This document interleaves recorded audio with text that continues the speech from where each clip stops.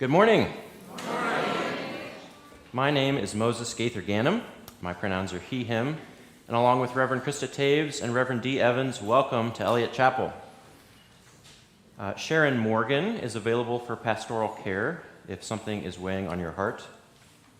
If you or a little one become restless, there is a live feed in our fellowship hall, which is out these doors and to our left. And there's plenty of room to run. You will also find snacks there after the service, and you are more than welcome to take your children out to the playground outside as well. To our guests, thank you for being here. Anne Lemon is our welcome person here today, and she will be happy to answer any questions you might have. I'm sorry? She's up there. Oh, okay, great. She's up there. All right, thank you. She can answer any questions you might have about our congregation or about Unitarian Universalism after the service. There are guest forms at both entrances to the service, or both entrances to the sanctuary, that is, and at the QR code on the screen so that we can stay in touch. Please join our coffee hour and take a blue cup so that we can be sure to welcome you. If you are a member or friend, please look for the blue cups and be sure to welcome our guests. Our online coffee hour is on Zoom at 1:30. And now I invite you, as you wish, to join in our welcome today by responding with "You are welcome here" at the end of each statement. If you are black, brown, white, indigenous, APIA, whatever your origins, you are welcome here. If you are an immigrant, a refugee, or a person without documentation, you are welcome here. If you have a disability, visible or invisible, or are neurodiverse, you are welcome here. If you believe in God all of the time, some of the time, or none of the time, you are welcome here. If you have been here 100 times or just came today, you are welcome here. If you want for nothing, or struggle each day to make it through, you are welcome here. No matter whom you love or what your gender identity, you are welcome here. For this is a community of justice, of diversity, and of love, and it is good to be together. Let us enter into the spirit of worship.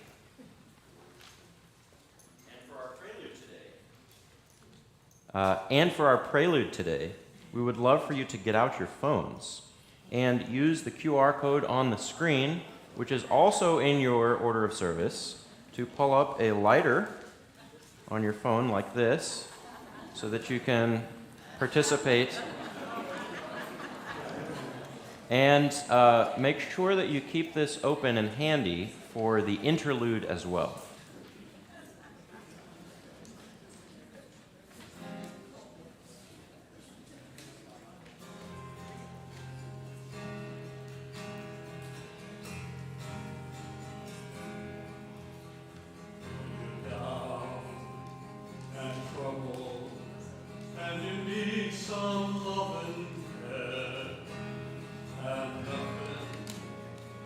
Nothing is going wrong.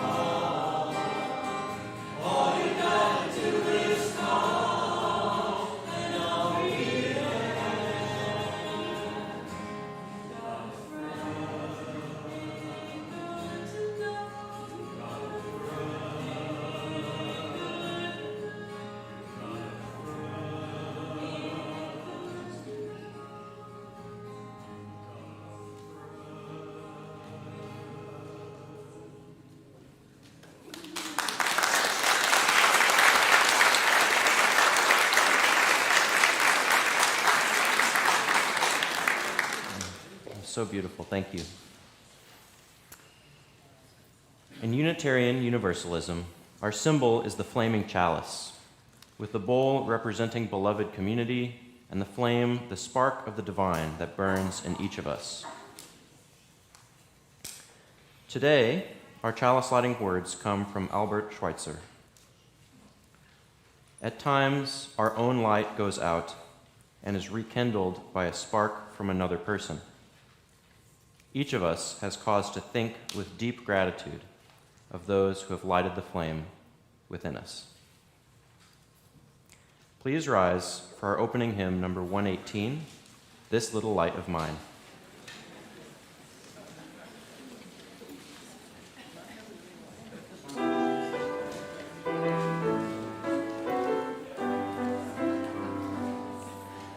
This little light of mine, I'm gonna let it shine. This little light of mine, I'm gonna let it shine. This little light of mine, I'm gonna let it shine. Let it shine, let it shine, let it shine. Everywhere I go, I'm gonna let it shine. Everywhere I go, I'm gonna let it shine. Everywhere I go, I'm gonna let it shine. Let it shine, let it shine, let it shine. Building up a world, I'm gonna let it shine. Building up a world, I'm gonna let it shine. Building up a world, I'm gonna let it shine. Let it shine, let it shine, let it shine.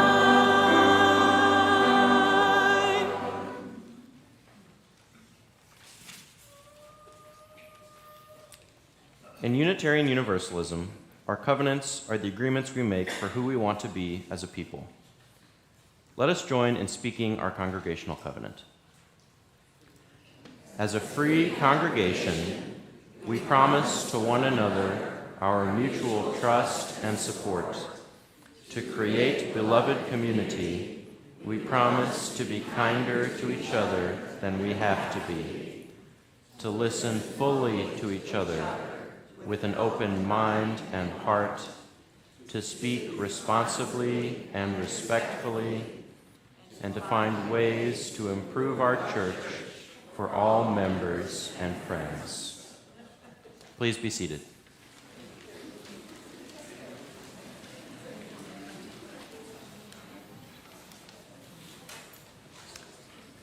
Every week, we share our offertory with a community organization that reflects our values and commitment to service. This month, we are sharing our plate with Assisi House, a St. Louis organization providing housing for the unhoused or housing insecure individuals in small communal settings where each person is treated with dignity and respect. Assisi House operates 7 houses across St. Louis City, providing residents with meaningful relationships and access to essential resources and services. You can donate through the shared plate or through the QR code on the screen and in your order of service. We practice generosity, knowing our gifts create ripples of love and care in our community. Let us be a generous people.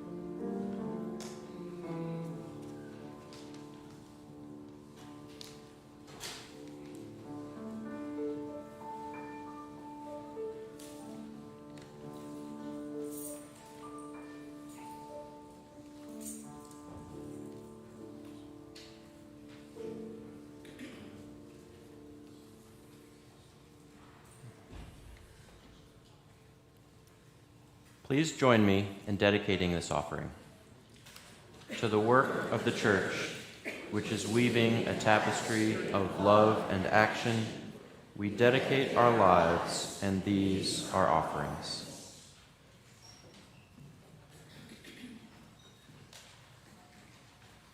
Time for our wisdom story. For all the young and young at heart, please come up to the front. We have a different kind of a story today, and the reason why we've darkened the curtains is because the story requires a little atmosphere. So we'll also lower the house lights.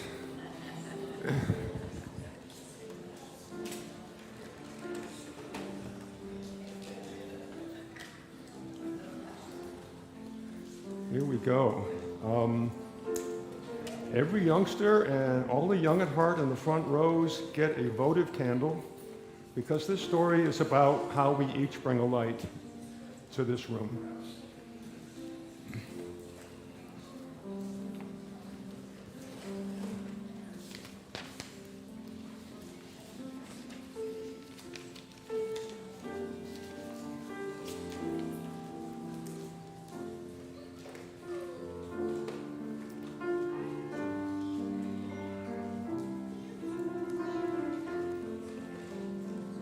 So the adults who get candles in the front row, you can turn your candle on, and children can turn their candles on as well. Thank you. This story is about a church in Transylvania many years ago, before the invention of electricity. In this village, there was a group of Unitarians who wanted to build a church. So they decided to build it. They got stonemasons and they put stone walls around the outside. Carpenters sawed beams and put a roof on top so that no water could get in. The glaziers made glass panes and filled them with glass. And they even built a beautiful stained glass window, like the one we have there. Do you see that beautiful window back there? Yeah. And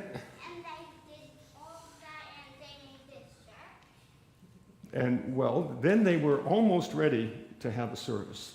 But they also put nice hangings on the wall, colorful and lovely hangings.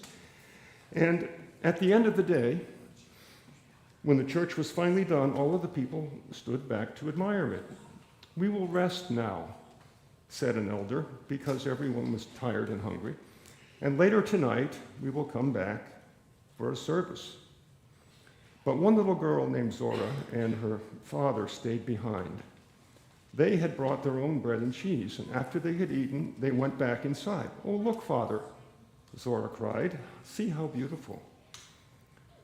"But Father," Zora said suddenly, "we have not finished." "What do you mean?" her father said. "There are no lamps, but the church will be dark when the people come back."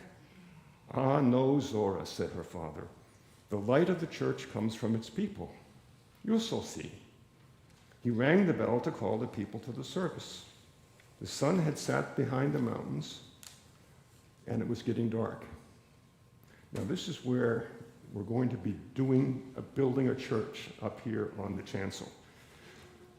We have a music stand here, and what I will ask each of you to do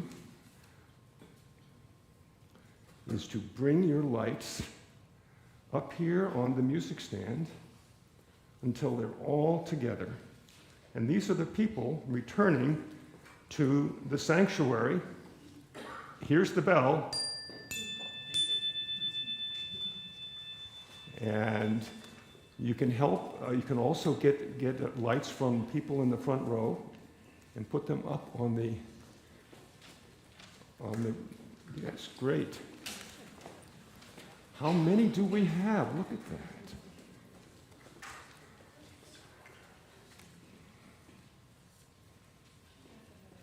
Let's see what that looks like. Now the church is filled with light, for all the people had gathered together. One more, Light is coming? Bravo. And this is the story. This is to point out that we all carry a light with us wherever we go, and when we come together, we all share this light. And that's the end of the story. Now we'll sing our children back to their activities. Yes.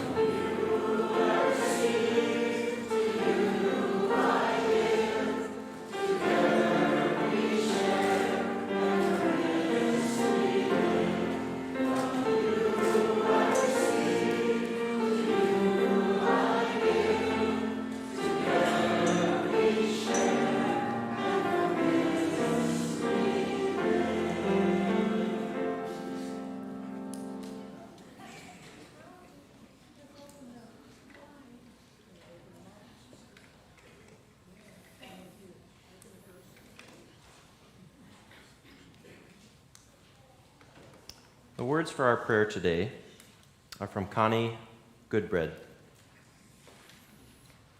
May we, in times of despair, find hope.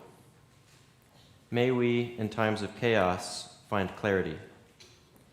May we, in times of hatred, find love. May we, in times of fear, find joy. Choosing joy is an act of loving defiance.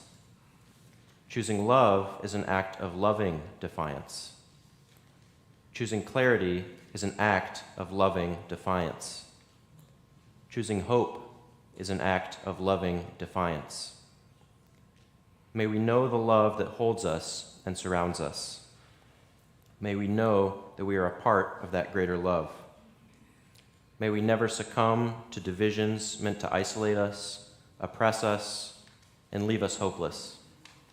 May we always draw the circle ever wider. May it be so. Let us enter into a time of silence for the prayers and meditations of our hearts.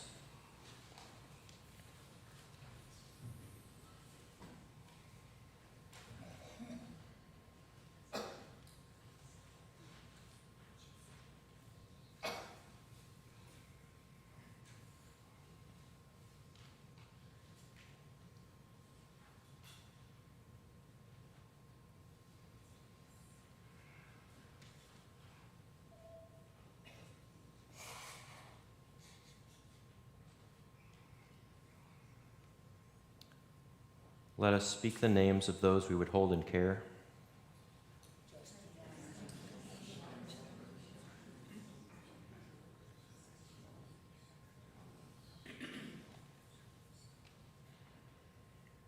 Amen and blessed be. Please remain seated for our meditative hymn number 6, Just as Long as I Have Breath.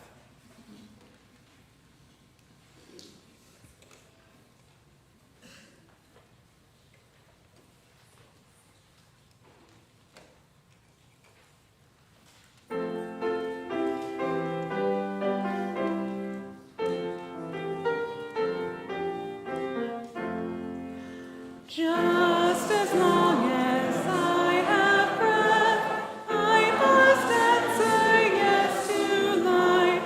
Though with pain I make my way, still with hope I meet each day.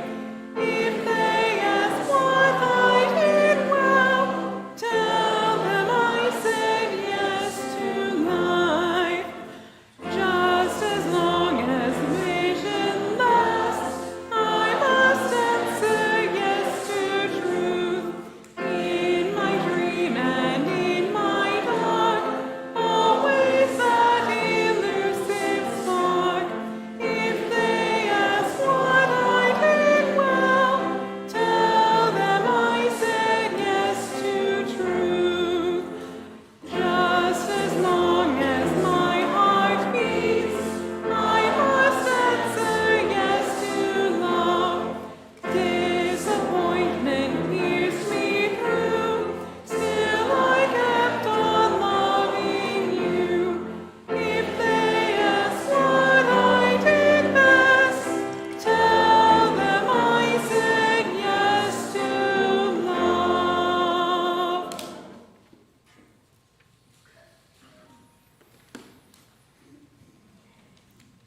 Today's reading comes from James Baldwin.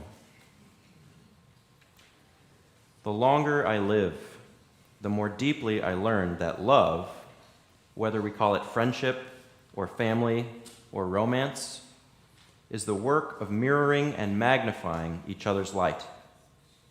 Gentle work, steadfast work, life-saving work, and those moments when life and shame and sorrow occlude our own light from our view, but there is still a clear-eyed, loving person to beam it back. In our best moments, we are that person for another.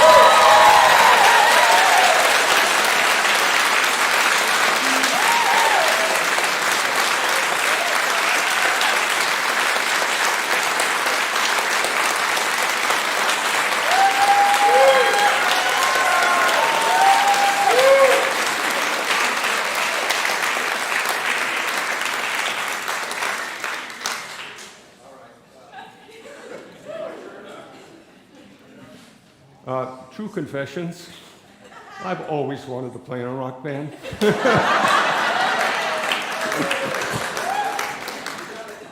Sgt. Pepper's Lonely Hearts Club Band came out in June of 1967. I know some of you remember that month and that day, right?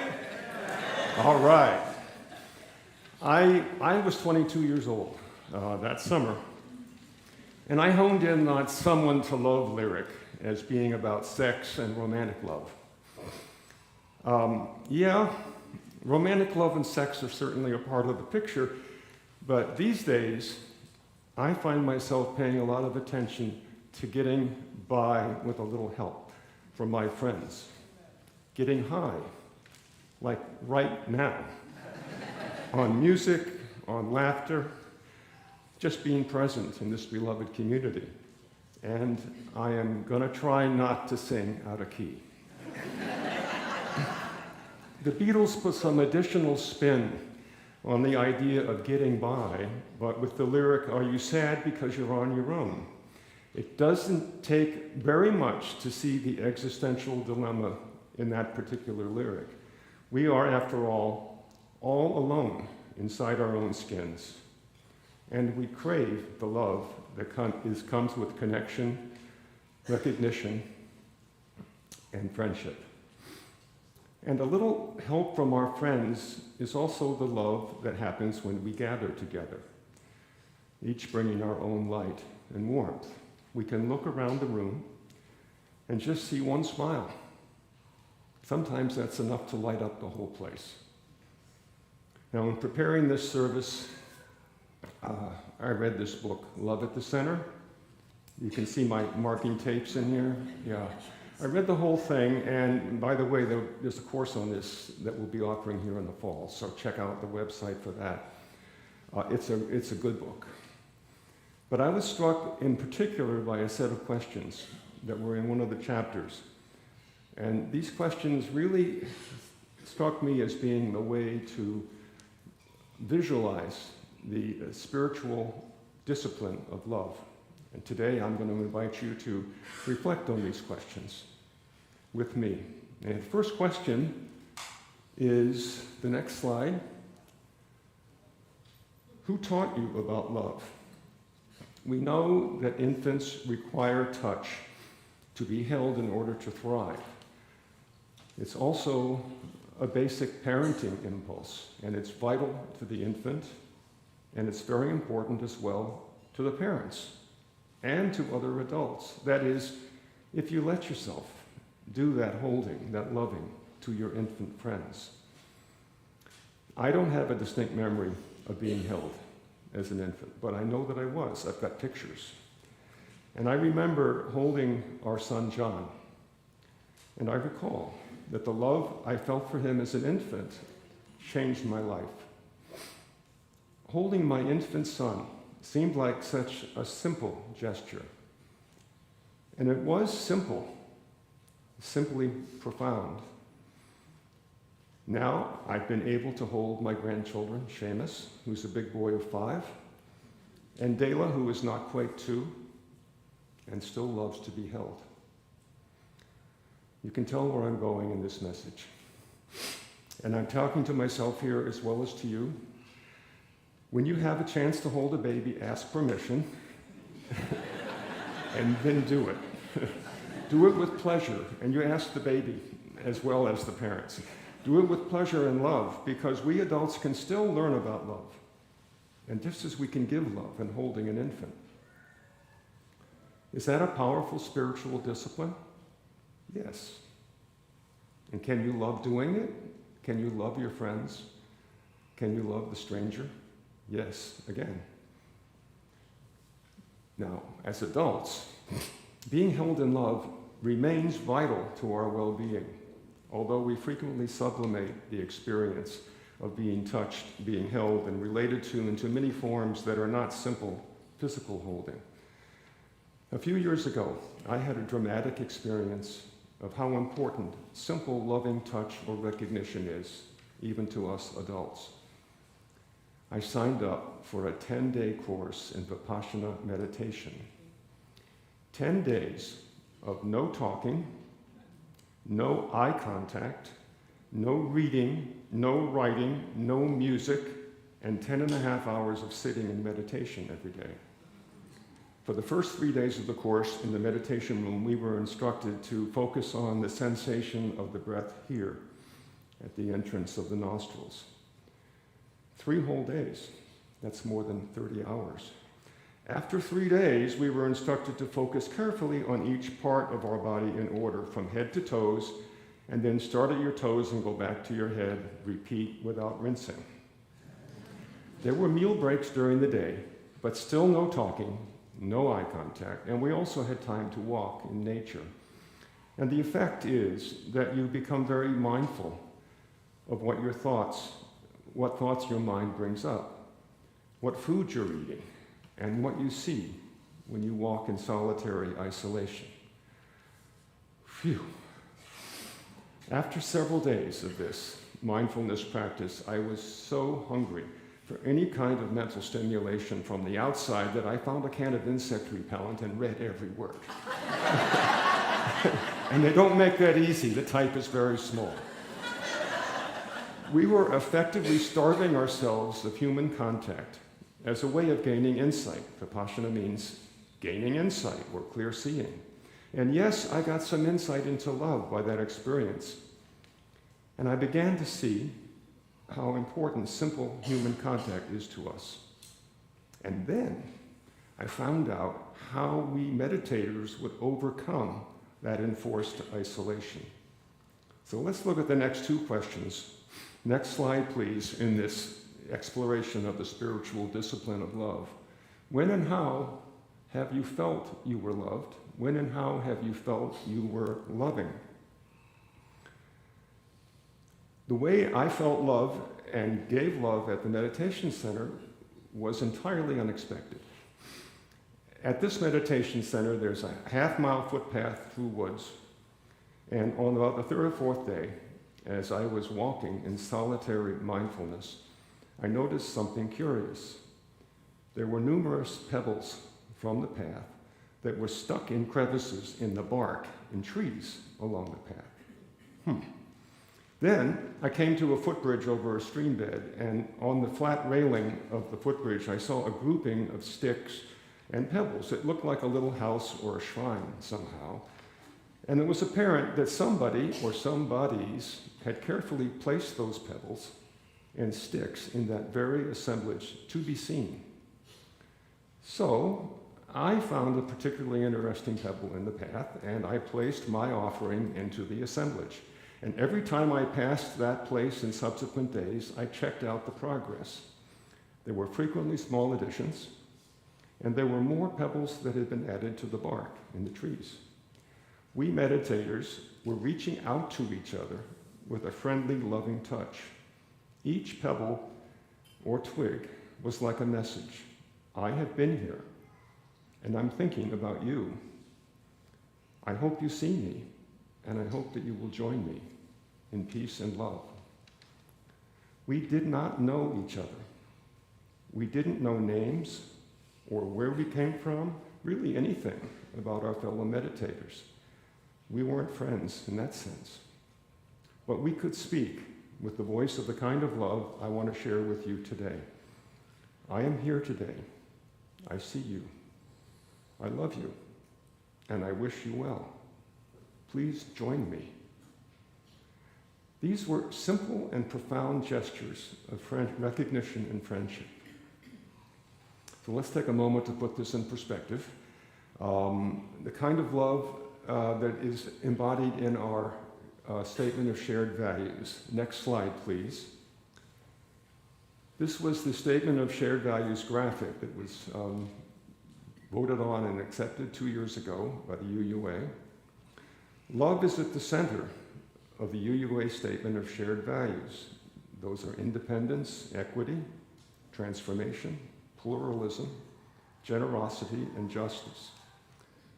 But the definition of love in that statement is just a few short words. It goes like this. Next slide, please. From the UUA Statement of Shared Values, love is the power that holds us together and is at the center of our shared values. We are accountable to one another for doing the work of living our shared values through the spiritual discipline of love. Well, you see where I got the phrase spiritual discipline. And I love the idea that there's power associated with that. What is a spiritual discipline? To me, first of all, the spiritual part signifies that love is fundamental to our most profound and simplest beliefs. And the discipline part is that we intend to do something about it. We are going to learn about love, and we will recognize that the love we take is equal to the love we make, to give the Beatles one more shout out. Now, love is truly, the whole picture of love is truly kaleidoscopic, and clearly I'm not going to be trying to cover the whole story here. We're talking about one aspect of love. After all, my time here is limited, and there's coffee in the other room, and conversation that we're all looking forward to. So let's just focus on one of our shared values that speaks directly to simple and profound recognition, and that's pluralism. Next slide, please. We celebrate that we are all sacred beings, diverse in culture, experience, and theology. We covenant to learn from one another in our free and responsible search for truth and meaning. We embrace our differences and commonalities with love, curiosity, and respect. Now, that's a powerful statement, and it takes discipline to live up to that covenant. As I think deeply about this statement of our shared value, I'm reminded that there is a wide range of ways to be a friend. Leave a pebble for somebody. Smile across the sanctuary. Recognize that some folks have different ways, cultural, psychological, physical, of showing that we are together as friends.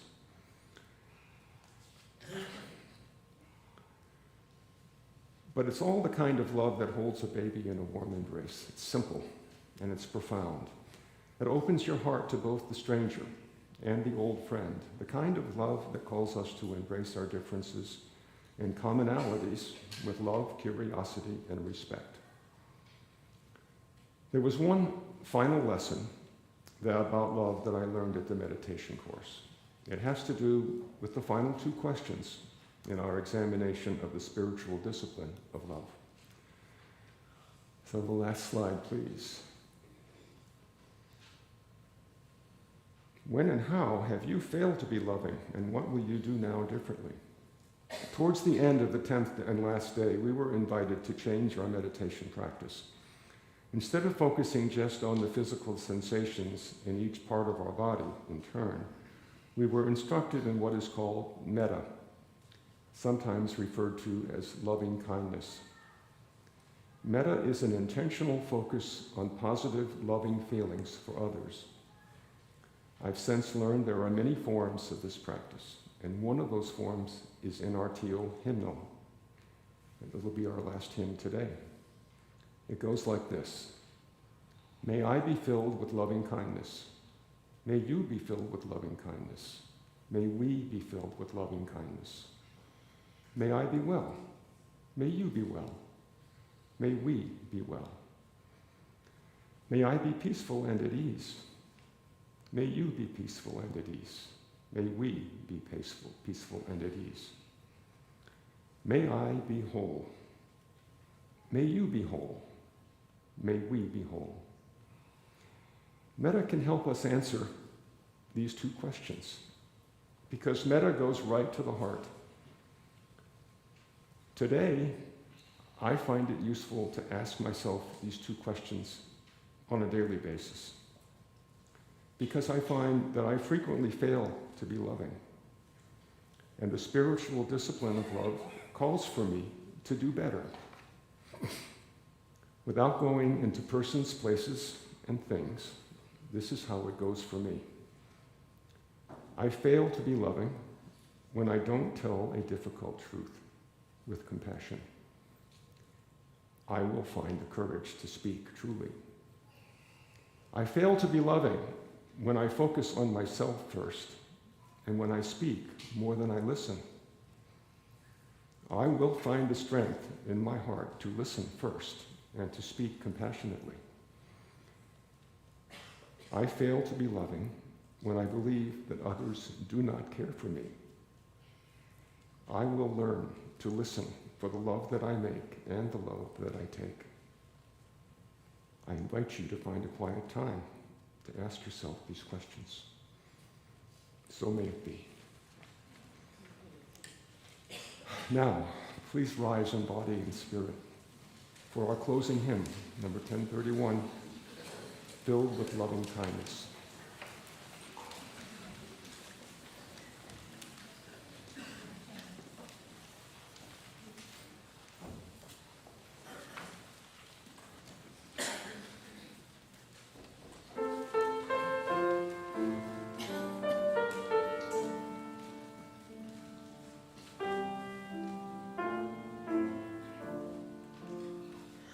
May I be filled with loving kindness.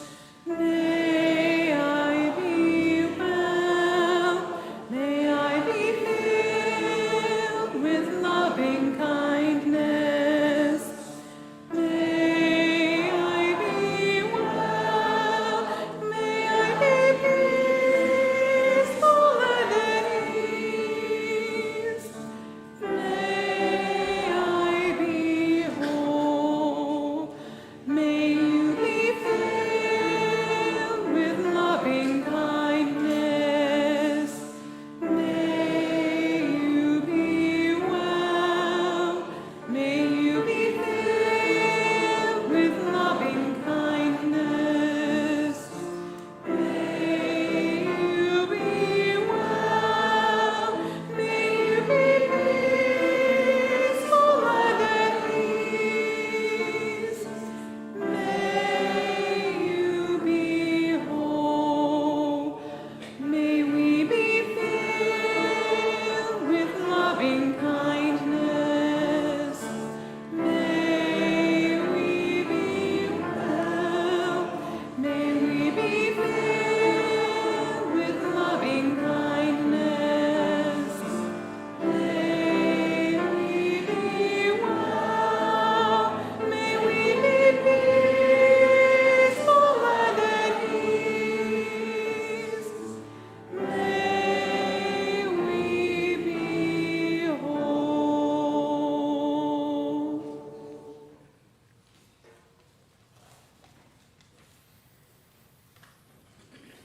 Let us extinguish our chalice and share our benediction. We extinguish this chalice, but not the light of truth, the warmth of community, or the fire of commitment. These we carry in our hearts until we are together again.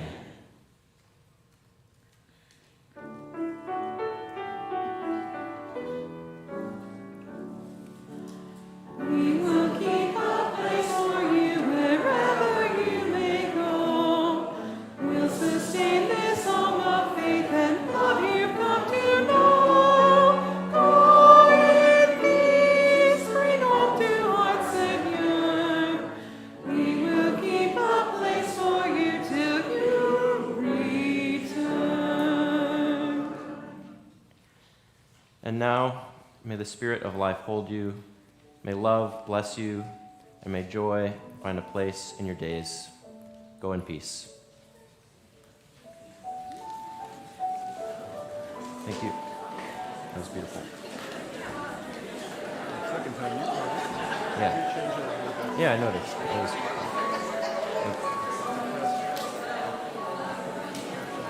oh, well, you know, it helps. Yeah. Yeah, thank you, Sarah. Yeah.